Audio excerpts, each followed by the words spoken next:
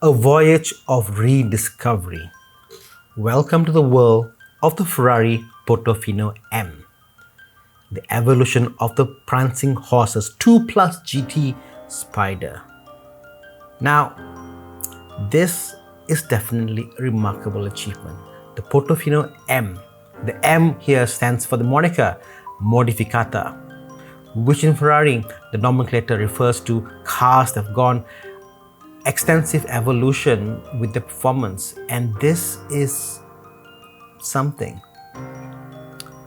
The powertrain of the Portofino M is a 3855cc engine which belongs to the V8 turbo family, voted as the International Engine of the Year for 4 consecutive occasions from 16 to 19. This power unit punching out 620 CV at 7500 RPM, 20 CV more in the prior Portofino. It's definitely a remarkable feat. How it does this is through new cam lifters, and those valves lifting at different angles just gives you more power, at the same time optimizing fuel combustion.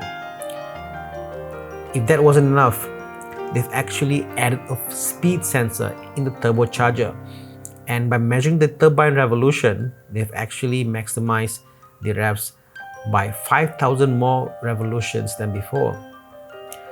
Now, it's not all power here, because they've also managed to stick to the Euro 60 standards for anti-pollution standards by using a new fancy particle filter in their exhaust.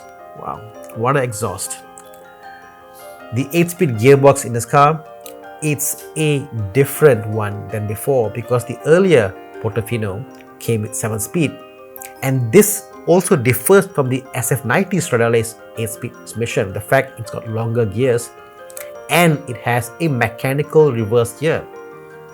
This new layout and the integration has made the gearbox smaller, and the location where it's situated has actually improved the weight distribution of the car. The Portofino obviously is a convertible, and look at that. Isn't that a beauty look to look at? Now, we might think of cars with turbo and you might think about turbo lag.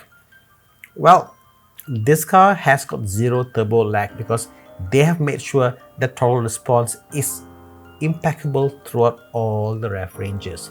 They actually have got a boosted variable boost management, and basically it's a software which allows you to adjust the torque delivery to suit the gear that you are on. Now, this means that the rev picks up pretty high, as well as, again, fuel consumption. 3rd gear to 8th gear, apparently I was told the torque delivery is just fantastic, which goes all the way up to 716 Nm torque.